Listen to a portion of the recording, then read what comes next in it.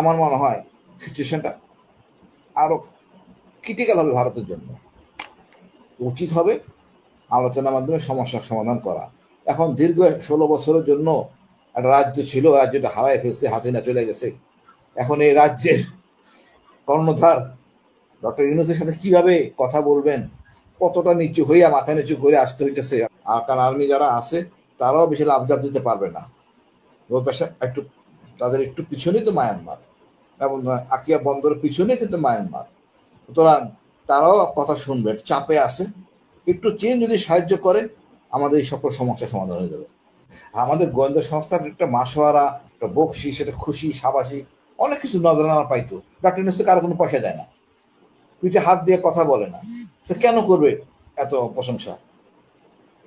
এই দেখেন শ্যামল দত্ত থেকে শুরু করে এরা এক একজনের কত টাকা। ডক্টর ইউনূস কারো টাকা দিছে? দেয়নি তো।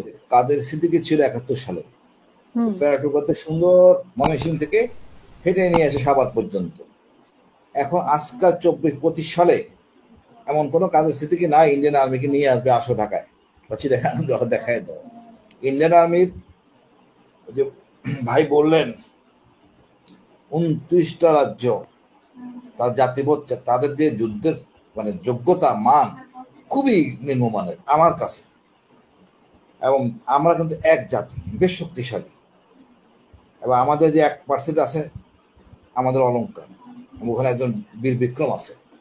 তা আমি এই ইন্ডিয়ান আর্মি আমার চিটাগাং নিয়ে যাবে, কোনো জায়গায় ঢুকবে, ঢুকলে যাইতে পারবে না। আর ঢুকার আগেই মনে করেন আমাদের বাঙালিরই যথেষ্ট। আমাদের বিডিআর বেশ শক্তিশালী, স্বয়ংসম্পন্ন। কুকিচিন ইন্ডিয়া ভারতের রয়ের সৃষ্টি। তারা মণিপুর ম্যানেজ করতে পারতেছে না মেইতি গেরিলাদের জন্য, ওরা স্বাধীনতা চায়। ভরত ভাই বলছেন, ভরত ভাই আমি বলি আপনাকে, পুরা নাগাল্যান্ড 95% খ্রিস্টান, মিজোরাম 95% খ্রিস্টান, অরুণাচল একই কেস, খালি ত্রিপুরা তাও অর্ধেক, একটা খ্রিস্টানদের গেরিলা বাহিনী আর হিন্দুদের একটা সারেন্ডার করছে। আপনার এই এলাকা সম্পূর্ণটাই খ্রিস্টান। সুতরাং এটাকে চ্যালেঞ্জ করা, আমি যতটুকু জানি ওয়াশিংটন ডিসিতে অফিস আছে নাগাল্যান্ডে। সুতরাং আতঙ্কে তারা সবসময় ছিল, আগামীতেও থাকবে, কিছুই করার নাই। আপনি ধরেন পশ্চিমবঙ্গের কথা, পশ্চিমবঙ্গ বেশি লাভজাব দিচ্ছে, কলকাতার টিভি অন্য অনেক। পশ্চিমবঙ্গে সবচেয়ে বেশি ক্ষতিগ্রস্ত। ওদের হাট বাজার দেখেন, ওদের ব্যবসা লাটে গেছে, হোটেল ব্যবসা, রেস্টুরেন্ট ব্যবসা, খুব খারাপ অবস্থা। মিডিয়া শুধু লাভজাব দিচ্ছে, জনগণের খোঁজ দেন কি অবস্থা, সেম। বাস্তবতা একরকম, নির্যাতন নিপীড়ন দেখানো হচ্ছে। আসলে কি, আসলে আমাদের হিন্দু ভাইরা আমাদের মতো সাথে ভালো আছেন? আমরা কোনো মুসলমান এরকম অনৈতিক কাজ করি না। বস্তি আসলে আমরা একসাথে ছিলাম। সব আসলে কিছু ওই আমাদের দেশে যেরকম ছিল আগে মোহাম্মদ আরাফাতের মতো লোক, না বুঝে না শুনে উল্টাপাল্টা করতেছে, তাই জন্য তারা এই মিডিয়াগুলি কাজগুলি করতেছে। আমরা পাকিস্তান কর্তৃক শাসিত হয়েও আমাদের ইস্ট বেঙ্গল রেজিমেন্ট ছিল, আমাদের ইপিআর ছিল।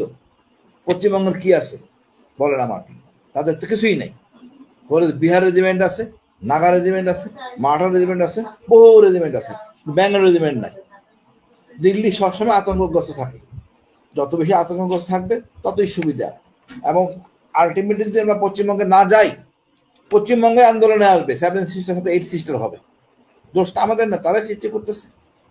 আজকে যদি আমাদের বাণিজ্যিক সুবিধা 7 সিস্টার না পায়, 7 সিস্টার আরো খেপে যাবে। এমনি আন্দোলনে আছে, স্বাধীনতাকামী আন্দোলনে আছে, আরো খেপবে। আপনি কি করতে পারবেন? এই হিলটাতে তো সীমান্ত খোলা, আর এখন তো আরাকানে অস্ত্র ফ্রি পাওয়া যাচ্ছে, খুবই অল্প দামে পাওয়া যাচ্ছে আরাকান আর্মির। আমার মনে হয় সিচুয়েশনটা আরো ক্রিটিক্যাল হবে ভারতের জন্য। উচিত হবে আলোচনার মাধ্যমে সমস্যার সমাধান করা। এখন দীর্ঘ 16 বছরের জন্য একটা রাজ্য ছিল, রাজ্যটা হারায় ফেলছে, হাসিনা চলে গেছে। এখন এই রাজ্যের কর্ণধার ডক্টর ইউনূসের সাথে কিভাবে কথা বলবেন, কতটা নিচু হইয়া মাথা নিচু করে আসতে হইতেছে আপনি বুঝেন। এটা আপনাকে আমাদেরও বুঝতে হবে। তো তাই অনেক কষ্ট, অনেক কষ্ট। আফগানিস্তানের পর বাংলাদেশের এত বড় সাম্রাজ্য হারানোর পরে ডক্টর ইউনূস এই লোকটার জন্য এরকম কাজ, সে বড় খেলোয়াড়, ডক্টর ইউনূস বড় খেলোয়াড়। আমি মনে করি ডক্টর ইউনূস রাইট জায়গায় রাইট কাজটা করতেছেন, এবং ইনশাল্লাহ যে ঠিক মতো বিহেভ না করে তারাই ক্ষতিগ্রস্ত হবে। আর আমরা পরে চান না ডক্টর ইউনূস, আমি জানি না আগামীকাল চেয়ে বসে কিনা হাসিনাকে কবে ফেরত দিবেন, কি উত্তর থাকবে বড় মোদী সাহেবের, কি উত্তর থাকবে বলেন? নৈতিকভাবে কিছুই করেন না। সুতরাং তারাও খুব বিব্রত অবস্থায় আছে, আমরা মনে হয় একটু আপার হ্যান্ড আছে। তারা তো যেভাবে হোক চায় যে আবারও শেখ হাসিনা ফেরত আসুক বা আওয়ামী লীগ ফেরত আসুক, এরকম তো আমরা জানি যে একটা নির্বাচন। এইটাই ওদের মিডিয়া, এটাই ওদের মিডিয়া। সম্ভব আজকের দিনের সম্ভব কেউ তাদের সাপোর্ট করবে? করবে না। এবং আজকে বাস্তবতাটা এরকম, তারা ওই অবাস্তব জিনিসগুলি প্রচার করে এবং সম্পূর্ণ গুজবের ভিত্তি। আবার টেকনাফের ব্যাপারে কথা বলছিলাম, আমি কথা বলেছিলাম ওই আরসা প্রধান তো মানে অ্যারেস্ট এবং তার অনেক মাথা থাকার কথা, ওই জন্য ওরা চাচ্ছে একটু কনফ্লিক্ট আরসের সাথে হচ্ছে, তার এক হয়ে যাওয়ার চেষ্টা করতেছে। আমি ঘন্টা দুই আগে কথা বললে বললাম যে ওরা মারামারি করো না, খারাপ দেখা যায়, তোমরা এক হয়ে থাকো। ভয় পাওয়ার কিছু নয় আপা। আফগান আর্মি যারা আছে তারাও বেশি লাভজাব দিতে পারবে না, ওই পাশে একটু তাদের একটু পিছনেই তো মায়ানমার, এবং আকিয়া বন্দরের পিছনে কিন্তু মায়ানমার। সুতরাং তারাও কথা শুনবে, চাপে আছে, একটু চীন যদি সাহায্য করে আমাদের এই সকল সমস্যার সমাধান হয়ে যাবে এবং এটা খুব ভালোভাবে সমাধান হবে ইনশাআল্লাহ। আমার আরেকটা প্রশ্ন ছিল যে যুক্তরাষ্ট্র যে বলছে, একবার বলছে যে সংখ্যালঘু নির্যাতন হচ্ছে, আবার বলছে যে একবার বলছে যে জুলাই আগস্টের একটা রিপোর্টে, 2 দিন আগে একটা রিপোর্টে এসেছে জুলাই আগস্টের পরে সংখ্যালঘু নির্যাতন হচ্ছে, এমন একটা রিপোর্ট প্রকাশ করেছে। এর আগে কিন্তু আমরা পররাষ্ট্র দপ্তর থেকে শুনেছি যে সংখ্যালঘু নির্যাতন মানে সবাই শান্তিতে আছে ডক্টর ইউনূসের সময়। তো আসলে কি তুলসী গাবার্ড বা অজিত দোভাল এরাই কি আসলে কিছু করার চেষ্টা করছে কিনা? আবার তাদের হাসিন স্যার বলার পরে আমি এই বিষয়ে দু একটা কথা বলবো, আমাকে যদি হাসিন আপা একটু চান্স দেন। হ্যাঁ অবশ্যই। রয়ের ব্যাপারে ওদের আবার একটা সিদ্ধান্ত আমরা দেখলাম, সিদ্ধান্ত না আলোচনা চলছে, মানে আমাদের দুঃখজনক হলো আমাদের মিডিয়াটা অ্যাক্টিভ না। আপনি দেখেন আওয়ামী লীগ সরকার সময় ৭১ সময় টুবি কি লাভ জাপ দিছে, কি করে নাই, আমার জঙ্গি টঙ্গি বানে আমি বলি আয়নাঘর আছে, আমার ওদের পচাই দিছে।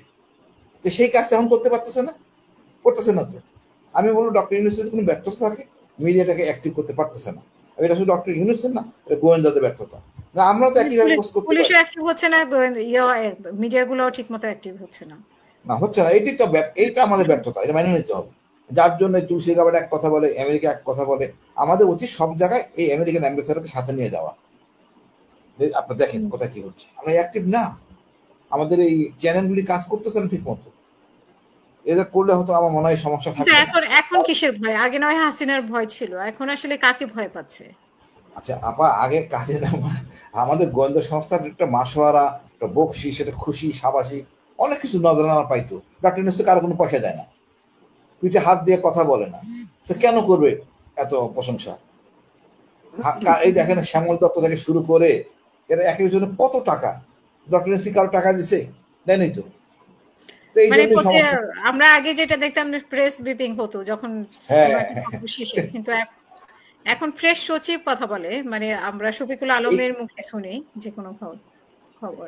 এইটাই সমস্যা, এরা অভ্যস্ত হয়ে গেছে এটা খারাপ চক্রে, যে আমি কিছু বকশিস পাবো, মিথ্যাচার করব, খুশি করব, কিছু বকশিস পাবো, নজরানা পাবো, একটা লাইসেন্স পাবো, তো এটা পাচ্ছে না। ডক্টর ইউনূস কাউরও ডাকে না, ওই গোয়েন্দাদেরও ডাকে না, সাংবাদিকদের ডাকে না, যার যার কাজ শেষে কর। ভেরি সিম্পল, ইউরোপিয়ান স্টাইলে চলতেছে, আমরা অভ্যস্ত হয়ে যাবো।